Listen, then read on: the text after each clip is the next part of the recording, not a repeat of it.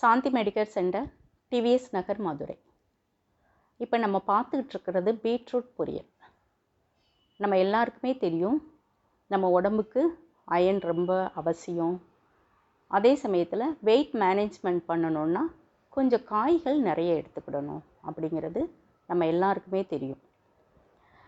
இப்போது நம்ம வெயிட் குறைக்கணும் அப்படின்ற முயற்சியில் இறங்கிட்டோம்னா, ஏன் 4 நாள் 1 வாரம் நம்ம டயட் ஃபாலோ பண்ணுறோம் அப்புறம் நிப்பாட்டிடுறோம் அப்படின்னா, நம்ம மூளை எதிர்க்குது. எனக்கு பழக்கமில்லாத ஒரு விஷயத்தை நீ செஞ்சேன்னா என்னால் அட்ஜஸ்ட் பண்ண முடியல அப்படின்ட்டு.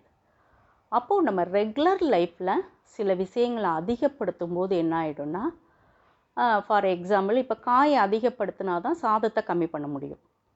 அதை விட்டுட்டு சாதத்தை ரொம்ப கம்மியாகவே சாப்பிட்டுட்டு நீங்கள் வேலைக்கு போனீங்கன்னு வச்சுக்கோங்களேன், கொஞ்ச நேரத்தில் மூளை வந்து பசிக்குதுன்ற ஒரு உணர்வை கொடுத்துக்கிட்டே இருக்கும். அப்போ அடுத்த வேளை நீங்கள் போயிட்டு நிறைய சாப்பிட்ருப்பீங்க.